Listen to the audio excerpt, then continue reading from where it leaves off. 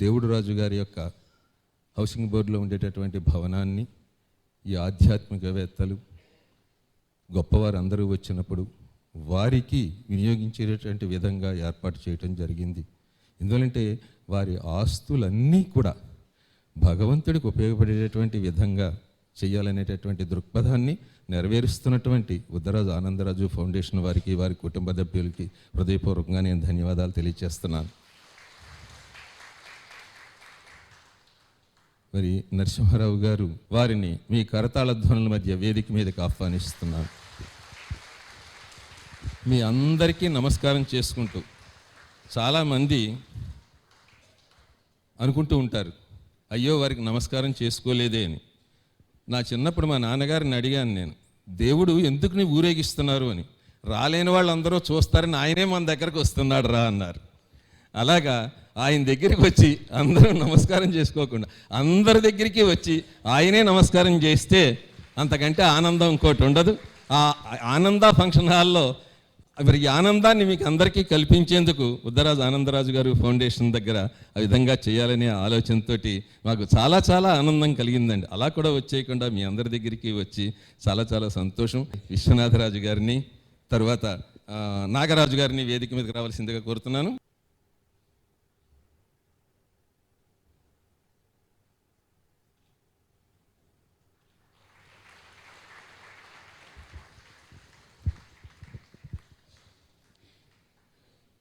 చాలామంది నన్ను అడిగారు, వారికి ఏమండి శాలువ కప్పొచ్చా ఇలా అని. ఇంకా సరే, శ్రోతల అందరి తరఫున మీరందరూ శాలువానండి, ఇది చంద్రుకో నూలిపోగు అంటారు కదా, మీరందరు ఇచ్చిన దారాలతో నేసిన శాలువగా భావించి మీ అందరి తరఫున కరతాళ ధ్వనులతోటి వారికి ఈ శాలువని అందిస్తున్నాను.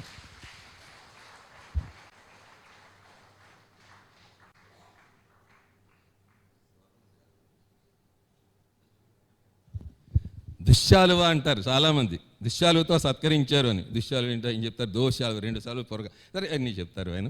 ఇంకా చాలా చాలా సంతోషం, మహదానందంగా ఉంది. చాలామంది ఊళ్ళు వెళ్ళేటటువంటి కార్యక్రమాలని కూడా మానుకొని ఇచ్చేసినటువంటి వాళ్ళు ఉన్నారు. అటువంటి విషయాన్ని అందించేటటువంటి అద్భుతమైనటువంటి మూర్తులు మనకు ఉండటం అదృష్టమని భావిస్తూ, యోగ వాసిష్టంలో ఈవేళ 3వ రోజు ఆ కార్యక్రమాన్ని అందించేటటువంటి కార్యక్రమాన్ని వారిని ప్రారంభించవలసిందిగా కోరుకుంటూ, సర్వే జనా సుఖినో భవంతు, సమస్త సన్మంగళాని భవంతు. హరి ఓం. భీమవరంలోని ఆనంద ఫంక్షన్ హాల్లో జరుగుతూ ఉన్న యోగ వాసిష్టం మీద సాగుతూ ఉన్న 3 రోజుల ప్రవచనంలో 3వ రోజు చివరి రోజు ప్రవచనానికి మీకు అందరికీ హృదయపూర్వకంగా స్వాగతం పలుకుతున్నాం. మాతృదేవోభవ. ప్రాతః ప్రబుద్ధర విమండలమండలాస్యాం క్షీరాబ్ధినిర్మథన సంభవ ఫేనలాస్యాం స్వీయాంకనిద్రిత శిశుప్రసవాభిరామాం రామాయణాదికథనార్థం అహం హి యాచే హే మాతః రామాయణాదికథనార్థం అహం హి యాచే. ప్రాతః ప్రబుద్ధ రవిమండలమండలాస్యాం. అమ్మా, నీ ఒళ్ళో నేను పడుకుని నీ ముఖాన్ని చూసినప్పుడు అది నాకు ఉదయించే సూర్యబింబం అంత అందంగా కనపడింది తల్లి, నీకు నమస్కారం. క్షీరాబ్ధి నిర్మథన సంభవ ఫేనలాస్యాం. పాలసముద్రాన్ని మధిస్తూ ఉంటే వచ్చిన నురుగు ఎంత చల్లగా, ఎంత తెల్లగా, ఎంత అందంగా ఉంటుందో నీ ముఖం అంత అందంగా ఉంది తల్లి, నీకు నమస్కారం. స్వీయాంకనిద్రిత శిశుప్రసవాభిరామాం. ఇంత అందంగా, ఇంత ఆనందంగా, ఇంత ఐశ్వర్యంతో ఉన్న నువ్వు ఎందుకు ఆనందిస్తున్నావు అంటే, స్వీయాంక నిద్రిత శిశుప్రసవ అభిరామ. నా ఒళ్ళో ఒక శిశువు ఉన్నాడు, పువ్వు లాంటి శిశువు ఉన్నాడు. ఈ బిడ్డడికి తల్లి కావడమే నా అదృష్టమని నువ్వు భావించావమ్మా, నీకు నమస్కారం. పైగా మనం తల్లికి తండ్రికి ఎందుకు నమస్కారం చెయ్యాలి అంటే, రామాయణాది కథనార్థం అహం హి యాచే. నేను నీ నుంచి ఇంకేం కోరుకోవడం లేదు తల్లి, రామాయణం భారతం మొదలైనవన్నీ నాకు చెప్పు కథల రూపంలో, అంతే చాలు అన్నాం. అది ప్రార్థన. నా వయస్సు ఉన్న వాళ్ళందరికీ తల్లులు, వారి తల్లులు, తాతలు ప్రత్యేకంగా ఈ కథలు చెప్పారు. ఈవేళ మనం కొత్తగా చెప్పుకోగల యోగ వాసిష్టం లాంటివి చెప్పడం కష్టం, ఎందుకంటే అది కథ కాదు, అందులో కథ ఏమీ లేదు, వేదాంతమే. ఇందులో మధ్యలో ఏదో కచుడుకి బృహస్పతి చెప్పాడు, శుక్రుడికి ఇంకో దాసూరుడు చెప్పాడు, ఇలా ఏవో వస్తాయి మాటలని. ఎవరికి ఏం చెప్పినా వేదాంతమే తప్పితే ఇంకేం ఉండదు, అందులో కథ ఏమీ లేదు. కాబట్టి ఇలాంటివి చెప్పేవారు కాదు, అది అర్థం కావడం కూడా కష్టం. ఈ వయస్సులోనే అర్థం కావడం కష్టం, ఇది చిన్న వయస్సులో మరీ కష్టం. కానీ ఇక్కడ మనం చెప్పుకునేటువంటి విషయాలకి ఉదాహరణప్రాయమైన కథలన్నీ రామాయణ భారత భాగవతాల్లో ఉన్నాయి. నిన్న కూడా నేను ద్వితీయాద్వైభయం భవతి అన్నదానికి సుగ్రీవుడు కథ ఉదాహరణగా చెప్పాను. అలాగే ఎన్నో విశేషాలు ఈ వేదాంత సారానికి ఉదాహరణప్రాయమైనవి రామాయణ భారత భాగవతాల్లో ఉంటాయి. అసలు మనం సరిగ్గా చదవలేదు, కానీ వ్యాస భారతంలో నా దృష్టిలో నేను చదివి చెబుతున్న బాగా ముఖ్యమైన పర్వం ఏదంటే ద్రోణ పర్వం. ఎటువంటి పిచ్చి నమ్మకాలు పెట్టుకోకుండా ద్రోణ పర్వం చదవండి, జీవితాలు బాగుపడతాయి. భారతం అనగానే విరాట పర్వం, మనకి ఎంతసేపు శుభాలు కావాలి, ఇక్కడ అశుభాలు తట్టుకోలేవు. కానీ ఆ విరాట పర్వం జరిగితే శుభాలు ఏం జరగవు, మనం వెర్రి మానుకుంటేనే జరుగుతాయి. ఆ వెర్రి మానుకోవాలంటే ద్రోణ పర్వం చదవాలి. అందులో ఒక్క 14వ రోజు యుద్ధం చదివితే మొత్తం శ్రీకృష్ణ పరమాత్మ కటాక్షం ఎలా పనిచేసిందో అర్థమవుతుంది. భగవత్ కటాక్షం ఎంత ఆపదలోనైనా ఎలా కాపాడుతుందో అర్థమవుతుంది. అవకాశం ఉన్నవాళ్ళు చదవచ్చు. ఈ మాట మహిళలు బాగా పాటిస్తారు, అందుకని వారికి నమస్కారం పెట్టి కోరుతున్నా. గోరఖ్పూర్ గీతా ప్రెస్ వాళ్ళు భారతం మొత్తాన్ని 7 సంపుటాల కింద వేశారు. వ్యాస భారతం తెలుగు లిపిలో వేశారు, తెలుగులో శ్లోకం, దాని కింద తాత్పర్యం వాడుక భాషలో రాశారు మహానుభావులు. డాక్టర్ తిప్పాపట్ల రామకృష్ణమూర్తి గారు, డాక్టర్ సూరం శ్రీనివాసులు గారు అయినా మా గురువులకు గురువులు, నాకు గురుతుల్యులు. ఇంకా చంద్రజీ గారికి ఏమన్నా వారితో బాగా పరిచయం ఉందేమో, ఓరియంటల్ కాలేజీ ప్రిన్సిపాల్స్గా పనిచేశారు వాళ్ళు. వారి దగ్గర నేను చదువుకోలేదే అని బాధపడుతూ ఉంటాను. అటువంటి వాళ్ళు తెలుగులో వాడుక భాషలో తాత్పర్యాలు రాశారు వ్యాసభారతానికి. అది మొత్తం 7 సంపుటాలు, సుమారుగా 7,000 పేజీలు. ఒక్కో సంపుటానికి 1000 పేజీలు చొప్పున ఉంటాయి. ఆ 7,000 పేజీల గ్రంథాలని 7 సంపుటాలని 3,000 రూపాయలకు అందిస్తున్నారు వాళ్ళు. ఎంత చవక! ఇవాళ ఒక సినిమా హాల్కి వెళ్ళి అక్కడ మొక్కజొన్న పాప్కార్న్ అంతా తిని బయటకు వచ్చేసరికి 3,000 అవుతుంది. ఆ 3,000 పెడితే 1,700 శ్లోకాల భారతం దొరుకుతుంది. భారతం నిర్మాణం ఎంత గొప్పది, 1,700. ఆ 700 ఎందుకంటారు, 700 భగవద్గీత. సరిగ్గా భగవద్గీత 700 శ్లోకాలు, దాంతో కలిపితే 1,700. భగవద్గీతను విడిగా తీస్తే 1,00,000. సరిగ్గా 700.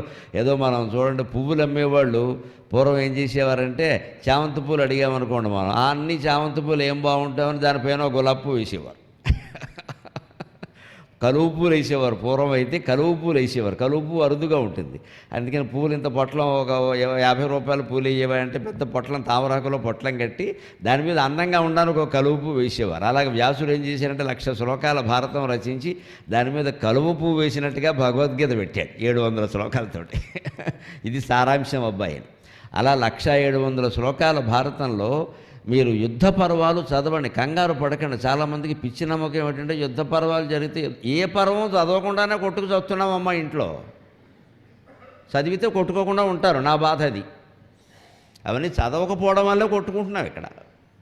చదివితే కొట్టుకోవండి. మనకి సెంటిమెంట్ ఏంటంటే శుభం జరిగింది చదివితే శుభం జరుగుతుంది, అశుభం జరిగింది ఏదన్నా ఉంటే చదివితే అశుభం జరగడం ఏంటంటే చేస్తే జరుగుతుంది. మీరు ఎన్ని భాగవతాలు చదివినా, ఎన్ని రుక్మిణీ కళ్యాణాలు చదివినా మొహమాటం లేకుండా చెప్తున్నా, ఏ శుభము జరగదు. మీరు సత్ప్రవర్తనతో ఉంటేనే ఇంట్లో శుభాలు జరుగుతాయి. దానికి ఆ గ్రంథాలు ఉపయోగిస్తాయి. అందుకని పుస్తకం ఇంట్లో ఉంటే శుభం జరగడం ఏంటండి, పిచ్చి మాట. పుస్తకం ఉండడానికి పురుగు ఉండడానికి తేడా లేదా?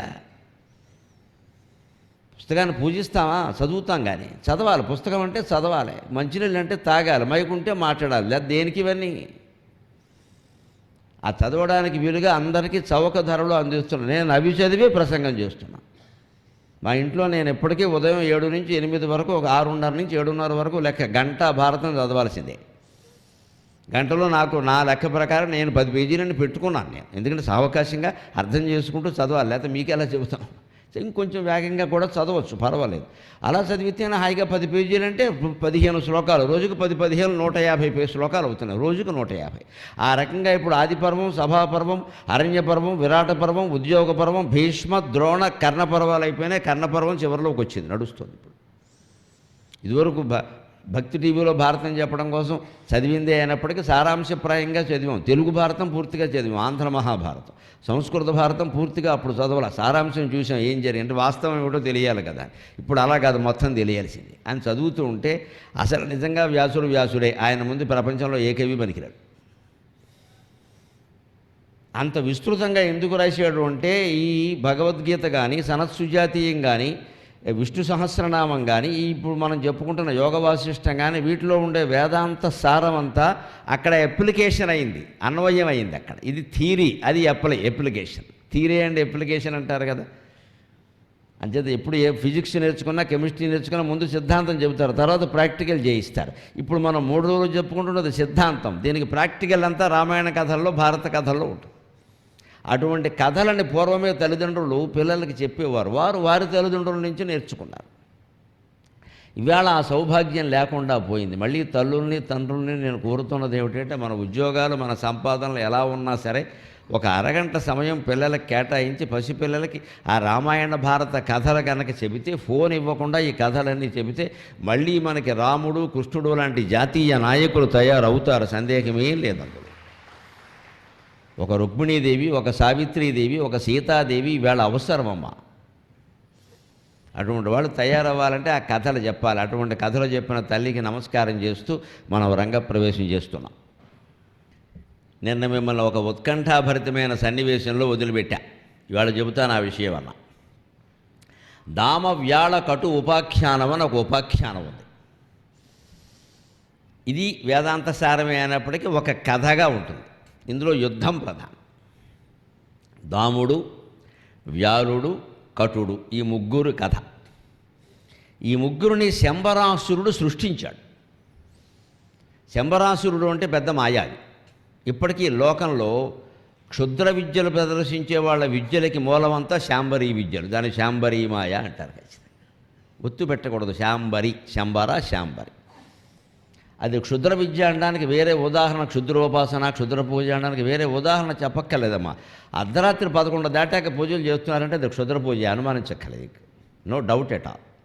సాత్విక పూజలు ఎప్పుడు రాత్రి 9లోగా ముగుస్తాయి, తెల్లరకట్ట 4ంటికి మొదలవుతాయి. అర్ధరాత్రి నీకు నైవేద్యాలు పెట్టి అన్నం రాసి పోసి పైన నెత్తురు పోయకుండా కుంకుమ నీళ్లు పోసేసి, మనం లేనప్పుడు నెత్తురు కూడా పోసేసి చేస్తున్నారంటే ఖచ్చితంగా క్షుద్ర పూజ.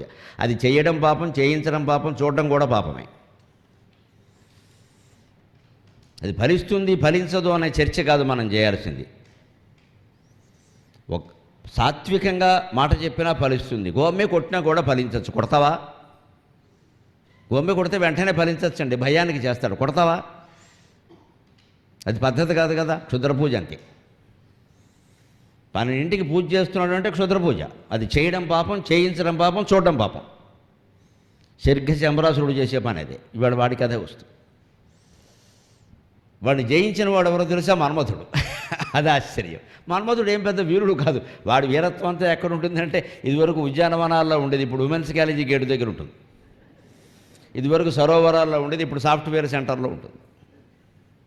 మన్మథుడు ఏం పెద్ద వీరుడు కాదు. వాడు బాణాలన్నీ పువ్వులు బాణాలంటే మనలో కామవాసనలు రెచ్చగొడతాడు. అదేం పెద్ద వీరత్వం కాదు. కానీ వాడే లోకాన్ని శాసిస్తున్నాడు ఈవేళ. అనుమానం ఏంటి? లేదా 60 ఏళ్ళ వాడు 4 ఏళ్ళ అమ్మాయిని మానభంగం ఎలా చేస్తున్నాడండి? చంపేశాడమ్మా, చేసి చంపేశాడు. నేను ఎందుకు చెబుతాను ఈ మాటలు అంటే, ఇవన్నీ వింటున్నాం మనం, ఇలాగే జరుగుతోంది ప్రపంచం. సరిగ్గా దానికి కారణం ఏమిటో తెలుసా? వాడు విపరీతమైన తాగుడుగాడు.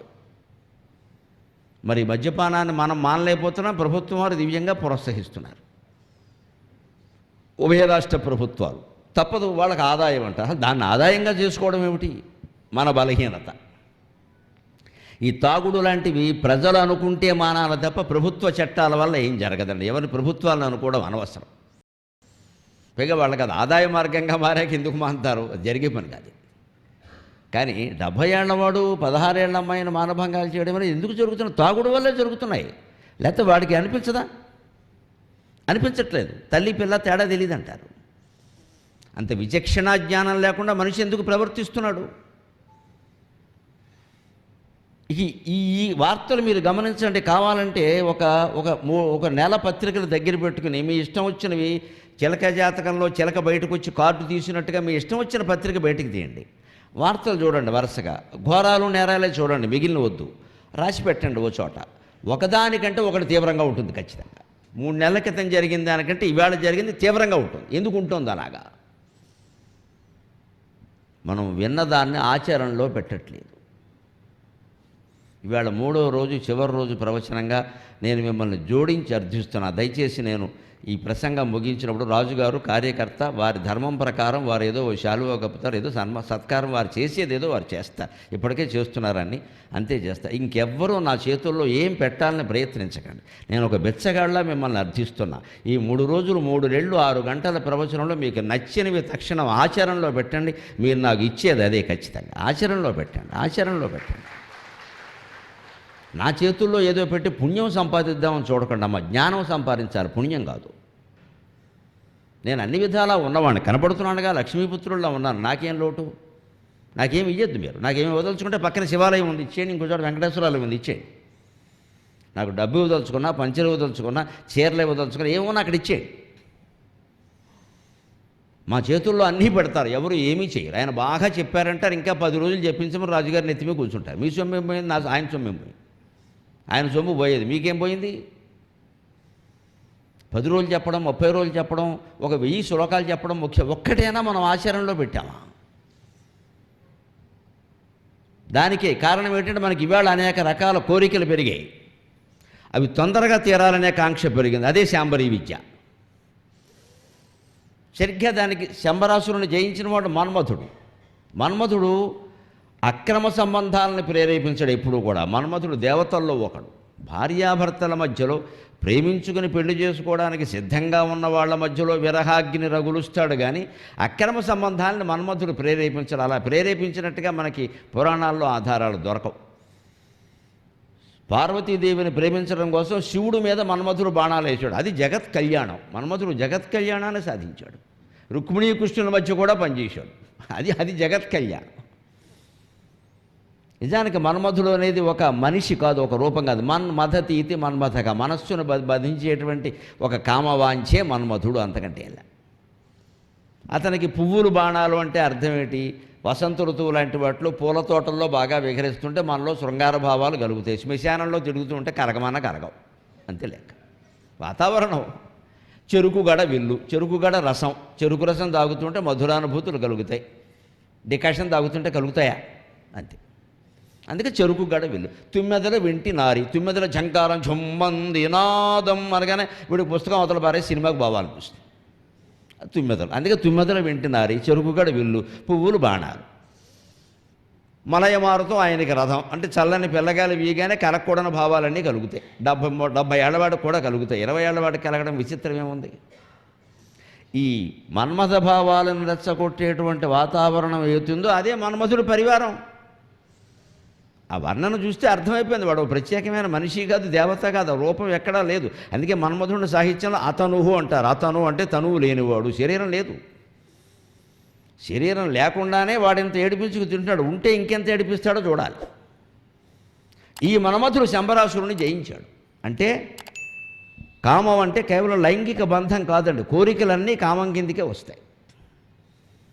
ధర్మా విరుద్ధో భూతేషు కామోస్మి భరతర్షభ అని భగవద్గీతలో ఉంటుంది. విభూతి యోగంలో ఏది తానో చెబుతూ భగవంతుడు భగవద్విభూతి ఎక్కడ ఉందో చెబుతూ, ధర్మానికి విరుద్ధం కాకపోతే దంపతుల మధ్య ఉండేటువంటి శృంగార వాంఛ యజ్ఞంతో సమానం, దాని వాళ్ళని నేను ఆశీర్వదిస్తానన్నాడు. అంతగా కామవాంఛని పవిత్రీకృతం చేసినటువంటి ఏకైక మతం హిందూ మతం, ఏకైక ధర్మం హిందూ ధర్మం. చాలా మతాలు కామవాంఛను అంగీకరించి అస్సలు ఆ మాటే ఉండకూడదు. వాళ్ళ దృష్టిలో బ్రహ్మచారే దేవుడు, పెళ్లి కానివాడే దేవుడు. మన దగ్గర పెళ్ళి అయిన వాళ్ళే ఎక్కువ దేవుడు. చాలామంది దేవుళ్ళకి 2 ఉన్నారు కూడా, మనకు అభ్యంతరం లేదు. కామవాంఛను మనం తిరస్కరించాలి. హిందూ ధర్మంలో ఉండే విశిష్టత ఇది. మనిషి బలంతో పాటుగా బలహీనతను కూడా గమనించి గుర్తించి దానికి పరిష్కారం చెప్పిన ఏకైక ధర్మం హిందూ ధర్మం. అందుకే మీరు చూడండి, మనకి ధర్మార్థ కామ మోక్షాలు అంటారు. మనిషి సాధించవలసిన పురుషార్థాలు ధర్మం, అర్థం, కామం, మోక్షం. అందులో కామం ఉంది అంటే మంచిదనే అర్థం కదా. ధర్మం మంచిది, అర్థం మంచిది, మోక్షం మంచిది, కామం కూడా మంచిదేనే కదా. లేదా పురుషార్థం అని ఎందుకన్నారు? మనిషి సాధించవలసిన లక్ష్యాలు 4: ధర్మంగా ఉండడం, అర్థం తద్వారా డబ్బు సంపాదించడం, తద్వారా కామం కోరికలు తీర్చుకోవడం, ఆ కోరికల్లో మునిగిపోకుండా మోక్షం ప్రయోజనం పొందడం. ఇదే జీవిత పరమార్థం. హిందువుల జీవన విధానం స్థిరమైపోయింది, ఇంకెవడో ఏం చేయక్కల. హిందూ అన్నవాడు ఎవడో ఆందోళనకు లోనువాడు. ఆందోళనకు లోనుగా ఏంటంటే వాడికి హిందుత్వం అర్థం కాలేదు. 4 మెట్లు స్థిరంగా ఉన్నాయి ఇక్కడ. నువ్వు ధర్మంగా ఉండు, అర్ధకామాలను చూసుకో, మధ్యలో పెట్టి మోక్షం కోసం ప్రయత్నం. ఇది అందుకే మనం మోక్షం కోసం ఇక్కడ కూర్చున్నాం. ఇక్కడ ఇందులో మీకు ఏమైనా డబ్బులు వస్తాయా? మీ కోరికలు ఏమైనా తీరతాయి? ఏమీ తీరవు. మీరు ధర్మంగా ఉంటారు, మోక్షం వస్తుంది. అందుకోసమే కూర్చున్నాం. ఇది ఈ పురుషార్థాల్లో కామం ఉంది కదండి. ఆశ్చర్యం ఏంటంటే అరిషడ్ వర్గాలను ఒక 6 ఉన్నాయి: కామం, క్రోధం, లోభం, మోహం, మదం, మాత్సర్యం. అందులో కూడా కామం ఉంది ఏమిటండి? ఇంతకీ ఈ కామం అనేది పనికొస్తుందా, పనికిరాదా? అది ప్రశ్న.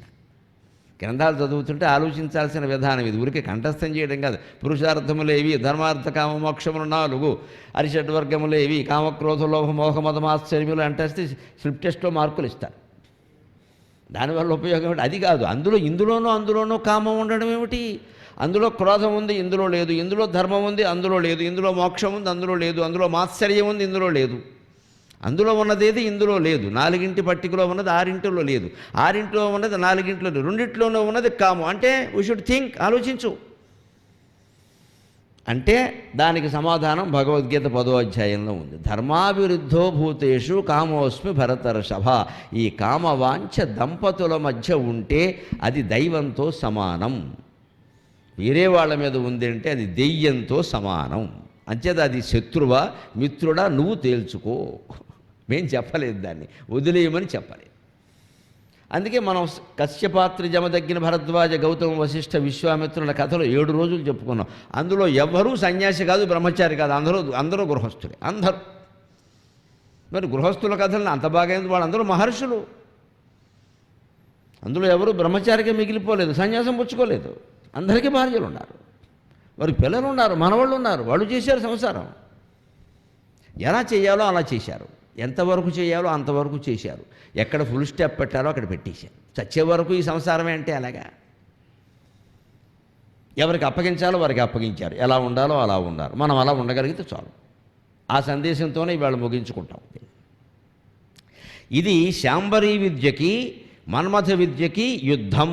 ఇది యోగ వాసిష్ఠంలో ఉంటుంది. సక్రమంగా నీ కోరికలను తీర్చుకోవడం మన్మథ విద్య, అక్రమంగా తీర్చుకోవాలనుకోవడం శాంబరీ విద్య. ఇది క్షుద్ర విద్య. అంచేత శంబరాసురుడికి దేవతల తరఫున మన్మథుడికి యుద్ధం జరిగింది.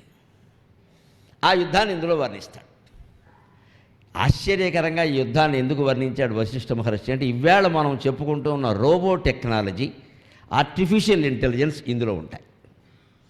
7000 ఏళ్ల క్రితం రచించబడిన గ్రంథాల్లో మీరు చూస్తారు. శంబరాసురుడు మన్మథుడు నాయకుడుగా కలిగినటువంటి దేవతాగణాన్ని జయించడానికి ఎంతో ప్రయత్నం చేశాడు. సాధ్యం కాల. ఆలోచించి 3 రాక్షసులను సృష్టించాడు. వాళ్ళే దాముడు, వ్యాలుడు, కటుడు. దామ, వ్యాళ, కటు. అందుకే దామ, వ్యాళ, కటు ఉపాఖ్యానం సృష్టించాడు. వాళ్ళని ఎంత విచిత్రంగా సృష్టించాడంటే, వాళ్ళు మరబొమ్మలు, యంత్రాలు, రోబో. వాళ్ళు మనుషులు కాదు, బొమ్మలు. వాళ్ళు మనకి సైబర్ టెక్నాలజీలో బొమ్మలు చూపించినట్టే నడుస్తారు. వాళ్ళు అలాగే ఉంటారు. వాళ్ళకి ఒక ఫీడింగ్ చేస్తారు కదా. రోబోకి ఎప్పుడు ఏం చేస్తారు? ఒక ఫీడింగ్ చేస్తారు. ఏం ఫీడింగ్ చేశారో అదే చేస్తుంది, ఇంకోటి చేయదు. అది దానికి సొంతంగా ఆలోచించే శక్తి లేదు, వీళ్ళకే లేదు. వాడు ఏం ఫీడింగ్ చేశాడంటే, మీకు ఎదురొచ్చిన వాళ్ళని కొట్టి బారేయండి, చంపి బారేయండి, ఇక ఆలోచించద్దు, అంతే. అందుకని వాళ్ళకి ఏవో కత్తులు కటారులు ఇచ్చాడు. వాడు అలా తిన్నగా యంత్రాల్లాగా పెడుతూ టపా టపా టపా టపా కొట్టేస్తున్నారు, అంతే. మొత్తం దేవతలు అందరూ చచ్చిపోతున్నారు. దేవతలు అమృతం తాగారు, వారికి చావు ఉండదు అన్నది. అమృతం తాగడం వల్ల దీర్ఘాయుర్దాయం ఉంటుంది, కానీ చావు లేనివాడు ఉండడు.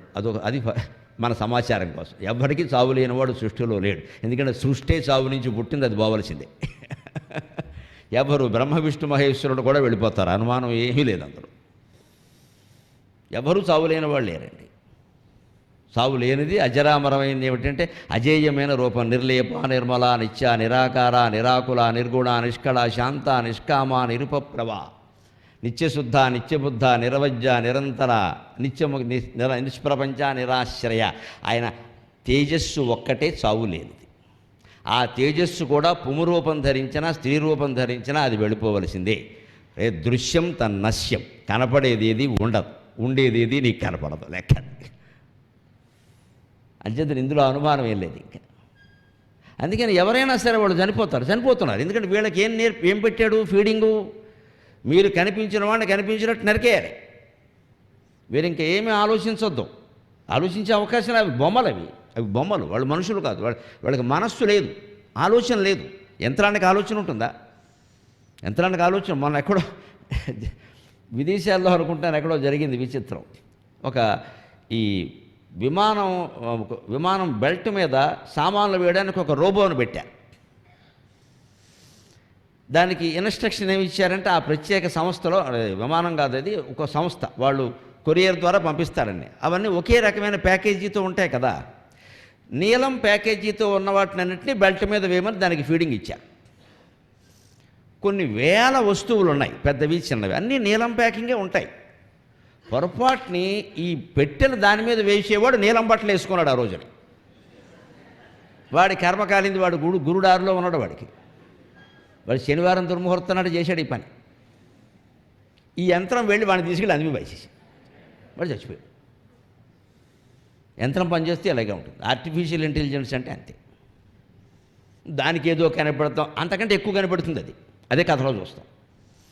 ఈ మొత్తం రోబో టెక్నాలజీ, ఆర్టిఫిషియల్ ఇంటెలిజెన్స్ ప్రపంచానికి ప్రమాదకరంగా మారబోతుందనే సందేశాన్ని 7000 ఏళ్ల క్రితం వశిష్ఠ రామాయణం ఇచ్చింది. ఖచ్చితంగా మీరు చూస్తారు ముందు ఏం జరగబోతుంది. మన స్వాధీనంలో లేకుండా పనులు జరుగుతాయి. విపరీతమైన గొడవలు వస్తాయి భార్యాభర్తల మధ్య. ఎందుకంటే త్వరలో ఆర్టిఫిషియల్ టెక్నాలజీ ప్రకారం మా ఆవిడ ఏం ఆలోచిస్తోంది అని వీడు చూస్తే వీడికి వచ్చేస్తుంది మొత్తం అంతా. వెంటనే వీడియోలు అయిపోతాయి. ఏ భార్య భర్త గురించి అనుకూలంగా ఆలోచించదు నాకు తెలిసినంతవరకు. అంతే. భర్త ఏం తక్కువవాడు కాదు, వీడు అంతే, ఎవడైనా అంతే. ఎందుకంటే కాపురం చేయడమే దోషం. ఆ స్తమాను కలిసి ఉండడం చికాగ్గా ఉంటుంది ఇదంతా. అందుకే ఎప్పుడు అనుకూలమైన రిపోర్టు రాదు. మీ ఆయన మంచివాడేనంటే మంచివాడే కానీ అంటే వెనకాల అర్థం ఉంది. ఇక్కడ నిత్యము కలిసి ఉండడంలో ఉంటుందమ్మా ఈ దోషం. ఎవరిని అనుకోకరి చికాకు వస్తూ ఉంటుంది. మనిషి ఎప్పుడు కొత్తదనాన్ని కోరతాడు అంతే. కానీ ఓ ధర్మం ఉంది, వివాహ ధర్మం. నువ్వు ఒకటి అర్థం చేసుకోవాలి, అనురాగాన్ని పెంచుకోవాలి. 60-70 ఏళ్ల వయస్సులో కూడా సరదాగా మాట్లాడడం, ఒకరినొకరు వేళాకోళం చేసుకోవడం, ఆట పట్టించుకోవడం, దాన్ని తేలిగ్గా తీసుకోవడం అలవాటు చేసుకోవాలి. అది ఉండదు. అగో ఇంత మాట అంటావా, ఈ పెద్ద గొడవ దానికి. ఏమంటే బయటికి మాట్లాడిన మాటలకే ఇటువంటి అపార్థాలకు గురయ్యే అవకాశాలు ఉంటే మీరు ఆలోచించండి. అవతల మనిషి ఏమనుకుంటున్నాడో యువతల మనిషికి తెలిసిపోయే టెక్నాలజీ వస్తే కాపురాలు నిలబడతాయా? నాశనం అయిపోతాయి. ఆ ప్రమాదమే. అందుకని ఎంతకీ దేవతలను జయించడం సాధ్యం కాబట్టి వీడు 3 బొమ్మలను తయారు చేసి దామ, వ్యాళ, కటు అని 3 పేర్లు పెట్టి వీళ్ళకి పనులు చెప్పాడు. వ్యాళ అంటే పాము. నువ్వు పాములా శత్రువులను చుట్టేయాలి. దామ నువ్వు వాళ్ళని మొత్తం పచ్చడి కింద దెబ్బకొట్టి అణిచేయాలి. దమనం దామ. కటు ఈలోపు మళ్ళీ శత్రువులు మన సైన్యం మీద దాడి చేయకుండా నువ్వు కవచంలా ఉండి రక్షించాలి. అందుకని వాళ్ళకి దామ, వ్యాళ, కటు అని పేరు పెట్టి వీళ్ళ ముగ్గురిని ప్రయోగించి శంబరాసురుడు సెలవు పెట్టి అమెరికా వెళ్ళిపోయాడు. వాడికి అంత నమ్మకం, వీడు మొత్తం వేసేస్తారు. వేసేసారు వాళ్ళు. దేవతల్లో ఒక్కడు మిగలట్లేదు. ఇంకా బాగా పై వాళ్ళు ఉంటూ ఉంటారే, నెంబర్ 10, 1 to 10, టాప్ 10 వాళ్ళు మిగిలే. వాళ్ళకి భయం వేసేసింది. ఏమిటి? ఎందుకంటే వీళ్ళకి మమకారం లేదు, అహంకారము లేదు. చంపడమే వాళ్ళ పని. ఒక యంత్రం నరికినట్టు నరుకుంటూ పోతున్నారు వాళ్ళు. వీళ్ళేమో వాళ్ళతో యుద్ధం చేద్దామని ఎదురుగా వెళుతున్నారు, వాళ్ళు చంపేస్తున్నారు. మరి ఎదురుగా వెళ్లకుండా వెనక వీపు చూపించడం మన భారతీయ ధర్మం ప్రకారం పిరికితనం కదా. అది బొమ్మ, దానికి పిరికితనము లేదు, ధైర్యము లేదు. యజమాని చెప్పినట్టు ఫీడింగ్ చేసిన పని చేస్తుంది అది. వీళ్ళ బొమ్మలతో ఎలా పోరాడాలో నేర్చుకోవాలి కానీ మనుషులతో పోరాడినట్టు దాంతో పోరాడితే ఎలా? అది అజ్ఞానం. ఎంతకీ దేవతలు మిగలకుండా చచ్చిపోతుంటే ఇక 10 మంది కూడా ఉంటారో ఉండరో అన్న పరిస్థితిలో వీళ్ళు బ్రహ్మదేవుడి దగ్గరికి వెళ్ళారు. మరి సృష్టికర్త ఆయన కదా, వీడు అథో శంబరాసురుడు రోబోలు సృష్టిస్తే ఆయన మొత్తం సృష్టి చేశాడు. ఆయన దగ్గరికి వెళ్ళి, మహాదేవ కమలాసన సరస్వతీ ప్రియ మహానుభావ నీకు నమస్కారం. వేదాత్మనాయ విద్మహే హిరణ్య గర్భాయ ధీమహి తన్నో బ్రహ్మ ప్రచోదయాతు. 4 మోములన్ నిగమనాదములుప్పది లింగ ప్రచండవాతూలగతింద్రదశీజు గుహావళితోడి మేరువున్బోలె పయోజపీఠి అని అలసాని పెద్దన మనుచరిత్రలో వర్ణిస్తాడే. మేరు పర్వతం గుహల్లోంచి హూం అని హోరుగాలి ఎలా వస్తుందో బ్రహ్మదేవుడు 4 ముఖాల్లోంచి వేదాలు అలా వస్తూ ఉంటాయట. అలాగే మేరు పర్వతంలా ఉన్నటువంటి పయోజపీఠి కొలువు ఉండిన వానికి నమస్కారం అంటాడు. అలాంటి బ్రహ్మదేవుని స్తోత్రం చేసేసరికి ఏమిటి అబ్బాయి ఏమైంది అంటే, ఇదండి విషయం అన్నాడు. వాళ్ళు ఇంత యుద్ధం చేయడానికి కారణం ఏమిటో మీరు ఆలోచించారా అన్నాడు ఆయన. మాకు ఆలోచన ఉంటే మీ దగ్గరికి ఎందుకని రావడం, మేము ఎదురుగా వెళుతున్నా వాడు చంపేస్తున్నారు అన్నాడు. మేము మిమ్మల్ని ఎదురుగా వెళ్ళమని వాడు చెప్పాడు అన్నాడు. దానికి కారణం వాళ్ళు ఎందుకంత భయంకరమైన యుద్ధం చేసి ఎటువంటి మమకారం లేకుండా అందరినీ చంపేశారంటే, అభావాత్ కారణాం తేచ. వశిష్ఠుడు యోగ వాసిష్ఠంలో రాముడికి చెబుతున్నాడు. వీళ్ళ కథ విచిత్రంగా ఉంటుంది, వినవయ్యా బాలరామ. అభావాత్ కారణాం తేచ ప్రాక్తనా నచ వాసనాః. అభావాత్ కారణాం తేచ ప్రాక్తనా నచ వాసనాః. నిర్వికల్పక చిన్మాత్ర పరిస్పందైక ధర్మకాః. నిర్వికల్పక చిన్మాత్ర పరిస్పందైక ధర్మకాః. ఇది రోబో లక్షణం.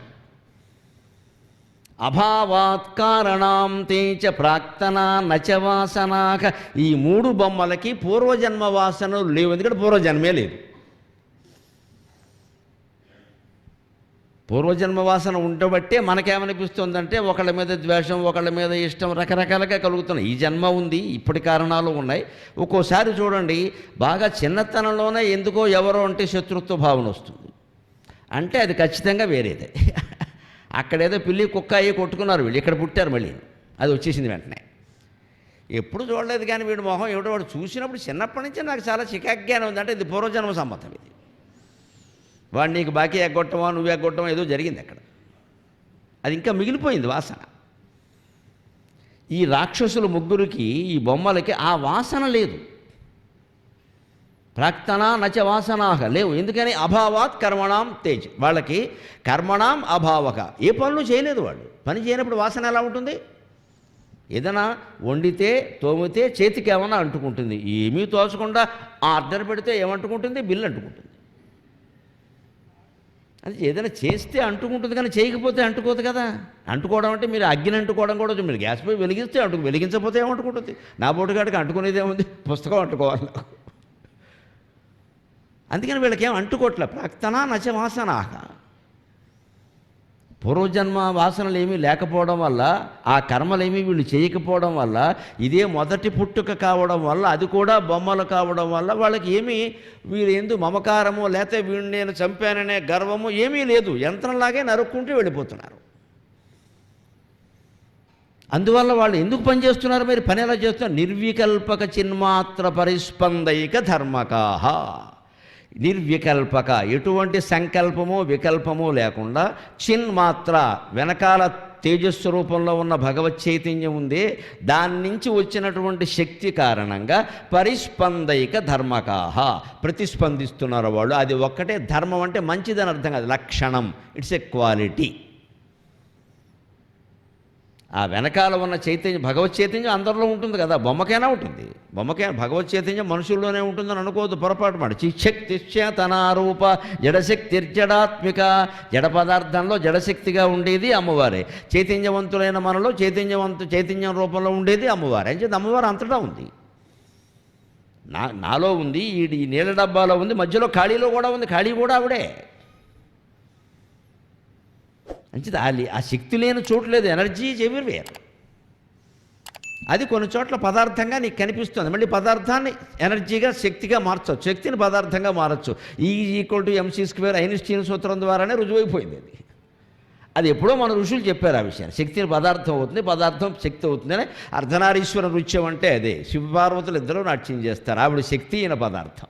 మేటర్ అంటే శివుడు, శక్తి అంటే అమ్మవారు. అందుకే వాళ్ళ నాట్యంలో అటు ఇటు మారిపోతారు, అటు ఇటు మారిపోతూ ఉంటారు.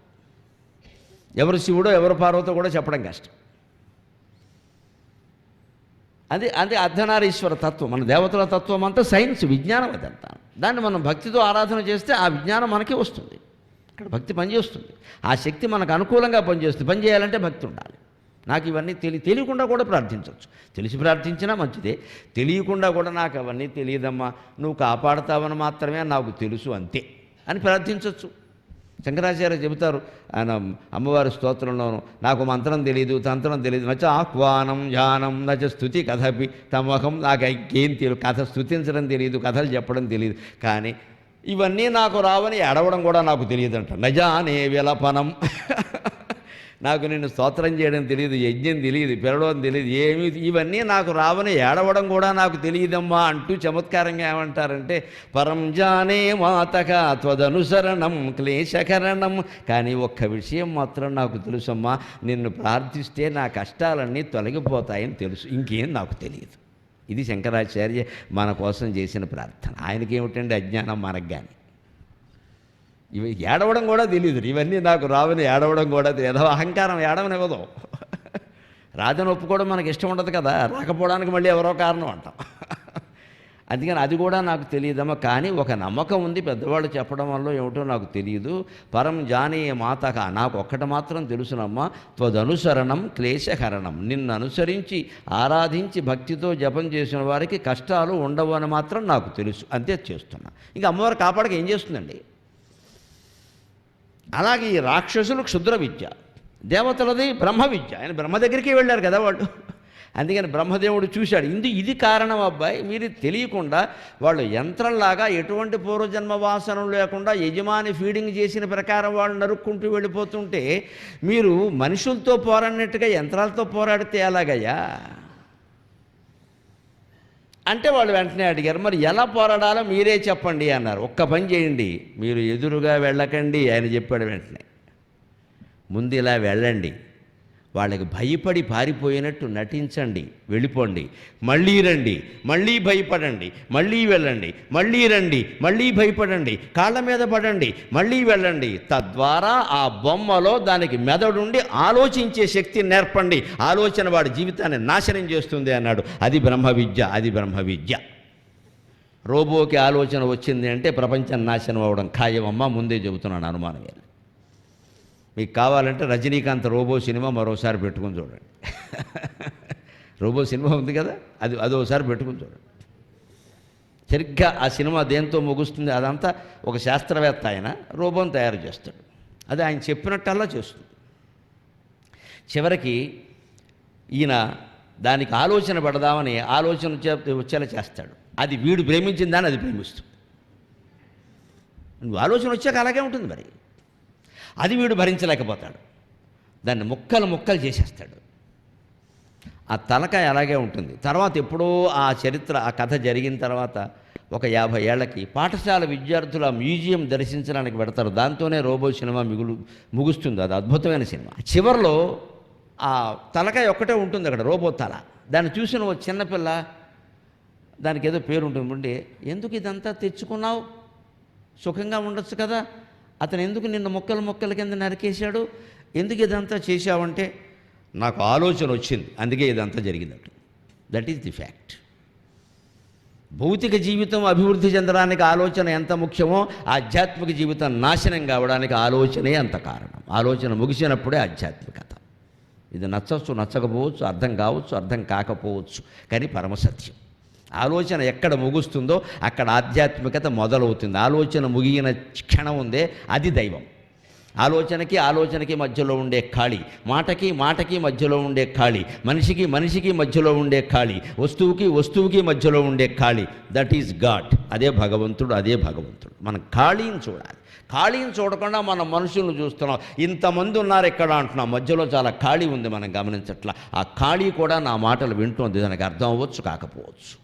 నాలో కూడా ఖాళీ ఉంది కాబట్టే నా మాట వస్తుంది. ఆ ఖాళీ ఆకాశం, ఆకాశే స్వయం విష్ణు, ఆకాశమే భగవంతుడు. మనం ఖాళీని గుర్తించి ఎంతసేపు, పైగా ఖాళీగా ఉన్న మనుషులను కూడా అవమానిస్తాం. మనం ఖాళీగా ఏముంటాం, ఏదో ఓడి సంపాదించు. కార్తీక మాసం ఒత్తులు చేసుకోరాదా, ఖాళీగా ఉండమేటి? పూర్వం అలాగే చేసేవారు. చేసుకో, డబ్బు సంపాదనే మనకి పని. చిన్నపిల్లలను కూర్చోబెట్టి కథలు చెప్పుకో, ఏమీ చేయొద్దమ్మా, హాయిగా అలా గాలేసే చోట కూర్చొని జుట్టు అంతా దువ్వుకో, సుఖంగా ఉంటుంది. ఒక గంట దువ్వుకో. ఇంత పిలకెట్టి ముడేసుకోవడం బయటకు వచ్చాడు. ఏం చేస్తావు బయటకు వచ్చి? ఒక గంట దువ్వుకో హాయిగాను, కనీసం చిక్కులు విడిపోతాయి.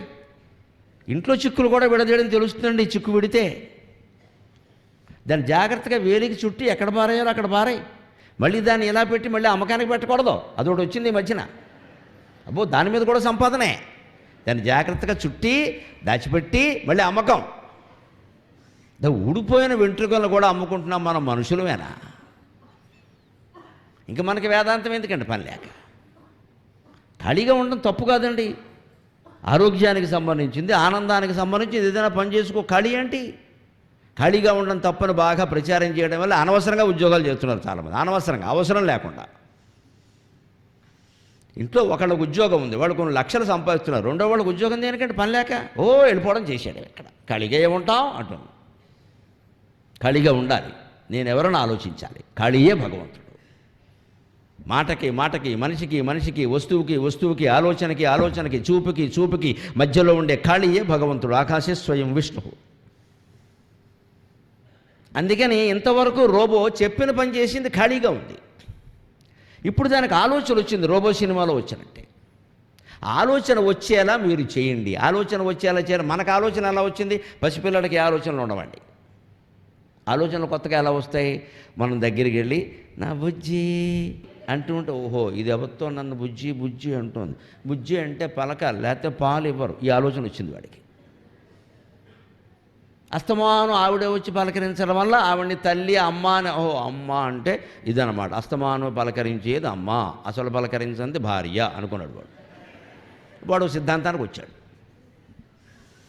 ఎలా వస్తుందండి ఆలోచన? లేకపోతే ఆలోచించండి. ఆలోచన ఎలా వస్తుంది ఎవరికైనా? ఆలోచన అంటే అనుభవం. కృష్ణమూర్తి గారు చెప్పే మాట అంతా అది. ఆలోచన అంటే అనుభవం, జ్ఞాపకం అంటే అనుభవం. నీ అనుభవాలే నీకు జ్ఞాపకాల్లో వస్తాయి. నీ ఆలోచనలే నీకు జ్ఞాపకాలు, అనుభవాలు. ఆలోచన లేకపోతే జ్ఞాపకం ఏమిటి, అనుభవం ఏమిటి?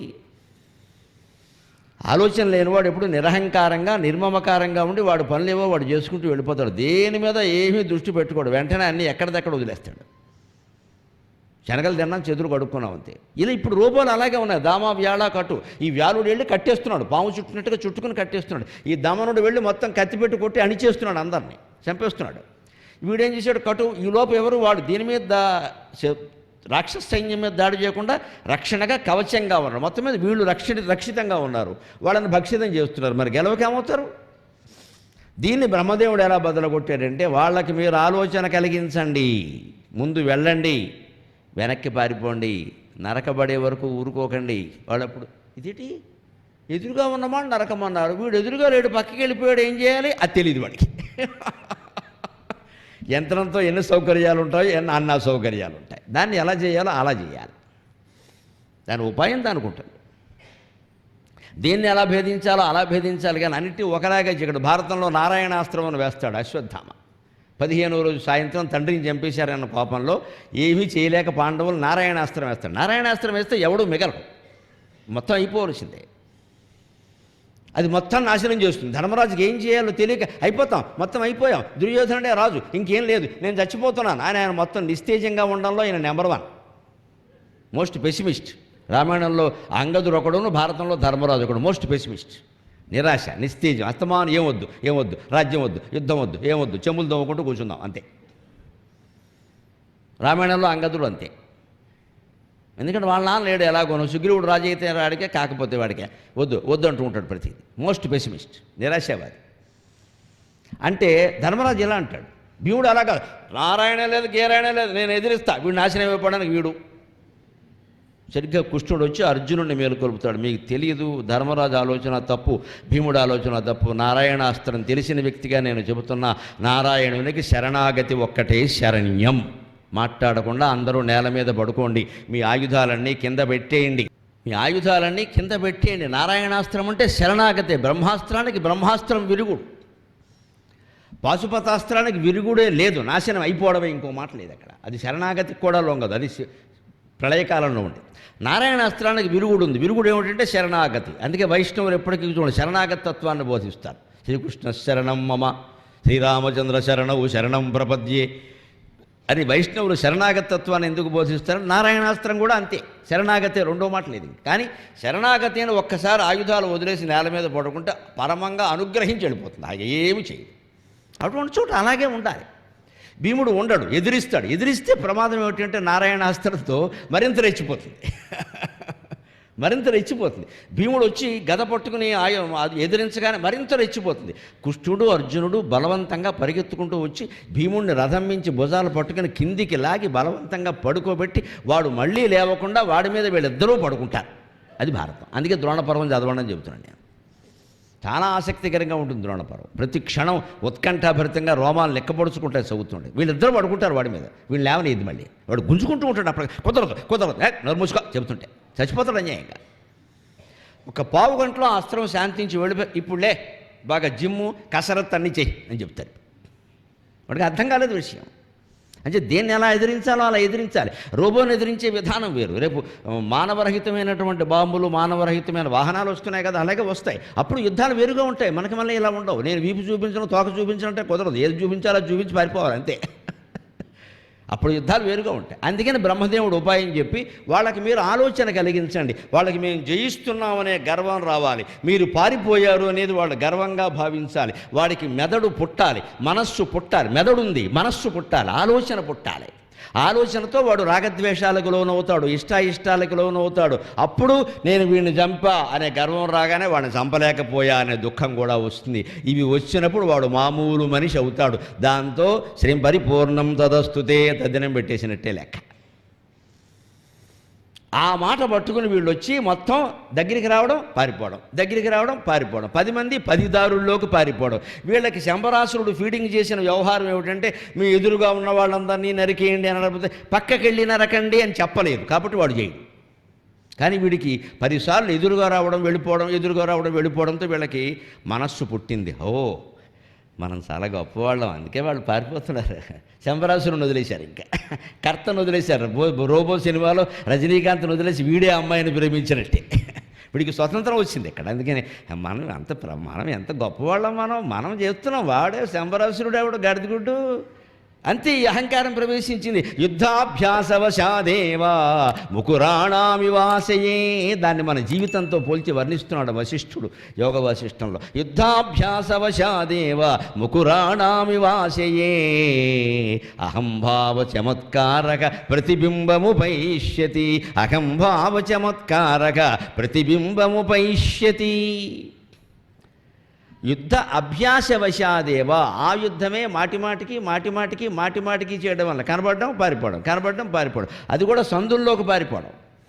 వీళ్ళకి వాళ్ళు వెతుక్కుంటూ ఎలా వెళ్ళాలో తెలియదు. ఈ గ్యాప్, ఈ ఆలోచన ఉందే, దాంట్లో వాడికి విరామం. ఈ విరామంలో ఆలోచన వచ్చి ఎందుకు పారిపోతున్నారు? మనకి భయపడ్డారు అంటే మనం భయపెడుతున్నాం వాళ్ళని, మనం భయపెట్టగలం అన్న ఆలోచన రాగానే వీళ్ళు అహంకారం ప్రవేశించింది. యుద్ధాభ్యాసవశాదేవ. యుద్ధం మళ్ళీ మాటిమాటికి అలా చేస్తూనే ఉండడం వల్ల వాళ్ళలో ముకురాణామివాసే అహంభావ చమత్కారక ప్రతిబింబం ఉపైష్యతి. అహంభావం అనే చమత్కారం ప్రవేశించింది. ఎలాగా? దానికి ఉదాహరణ చెబుతున్నాడు. ముకురాణం ఇవాసయే. అందరికీ బాగా ఉపయోగపడి తెలిసిన ఉదాహరణ. అద్దం చూసుకోనంతకాలం మనం ఎలా ఉన్నా మనం పెద్ద పట్టించుకోం. ముకురాణం ఇవ ఆశయం. ఆశయం అంటే జలాశయం. పూర్వం చెరువులో కూడా మొహం చూసుకునేవాడు. మార్గశిర మాసం వస్తుంది, చెప్పుకోవాలి. ఆముక్తమాల్యత కథలో గోదాదేవి చెరువులో నూతిలో మొహం చూసుకుంటుంది. ఆ కొప్పులో పూలు పెట్టుకుని బాగున్నానా లేదా అని ఆ నూతిలో చూసుకుంటుంది. మరి అప్పుడు అద్దాలు లేవు, అందుకే నూతిలో చూసుకుంటుంది మొహం. అలా నూతిలో చూసుకునేవారు జలాశయంలో, లేదు అద్దంలో చూసుకునేవారు. అద్దంలో కానీ ఈ నూతిలో కానీ చెరువులో కానీ అద్దమే అనుకుందాం, మనకు తెలుసును కదా. చూసుకున్నప్పుడు మనకు కానీ అంతా బాగానే ఉంది, కానీ ఇక్కడ చిన్న మచ్చ ఉంది. చూసుకోకపోతే ఈ మచ్చ లేదు, గొడవ లేదు. ఇదే మనలో ప్రవేశించే అహంభావం. పైగా ఇప్పుడు ఆ మచ్చ ఉన్నాక ఇంక మీరు గమనించండి, ఆ మచ్చ ఓసారి మన దృష్టిలో పడ్డాక ఇంకెప్పుడు అద్దం చూసినా దీని దుంపతేగా మచ్చే కనపడుతుంది, మొహం కనపడదు. ఇది మనిషి ప్రవృత్తి. అంటే ఇప్పుడు దోషం ఎక్కడుంది? పదే పదే చూసుకోవడంలో ఉంది. ఆ విషయం వదిలేస్తే అయిపోయాయి. వదలలేం మనం. అందంగా ఉండాలి, లేకపోతే ఉన్నదాన్ని కాపాడుకోవాలి. ఏంటి మచ్చలన్నీ గీక్కోవాలంటే కూర్చుని ఎక్కడ కాపాడుకోవడం అంటే?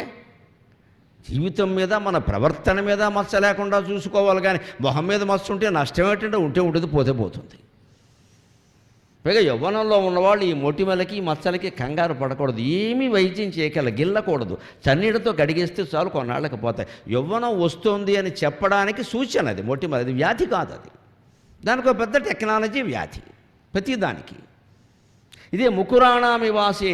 అద్దం చూసుకుంటుంటే పదే పదే మనిషికి అహంకారం కలిగినట్టుగానే వీళ్ళు పారిపోతుంటే మాటి మాటికి వాళ్ళలో అహంభావం ప్రవేశించింది. మేమే ఇంత యుద్ధం చేస్తున్నాం అనుకున్నారు తప్పితే శంబరాసురుడు ప్రయోగించిన బొమ్మలం అనే విషయం మర్చిపోయారు వాళ్ళు. యజమాని దగ్గర మేము పనిచేస్తున్నాం, మాకు జీతం ఇస్తున్నారు, యజమానికి కీర్తి వచ్చేలా చూడాలి, నష్టం కలగకుండా చూడాలనే భావన కాకుండా మా వల్లనే యజమానికి ఇన్ని లాభాలు వచ్చాయంటే ఇంకా వర్కర్ ఎలా ఉంటాడో అందరికీ తెలుసు. వాడు వేరే కంపెనీ పెట్టేస్తాడు, లేకపోతే 10 మంది వర్కర్లను కూడగొట్టి సమ్మె చేయిస్తాడు. అంతే, సరిగ్గా వీళ్ళలో భావన వచ్చేసింది. అది ఎలా? అందుకే ఏమంటున్నాడు? ముకురాణమివ ఆశయే, ముకురాణం ఇవ ఆశయే ప్రతిబింబం ఉపయిష్యతి. అద్దంలో ప్రతిబింబాన్ని చూడగానే మనలో కలిగే భావాలు ఎలా ఉంటాయంటే చాలా విచిత్రంగా ఉంటాయి. కానీ అద్దం చూసినప్పుడు ఒక్కటి గమనించగలిగితే వెంటనే అద్వైతం అర్థమవుతుంది.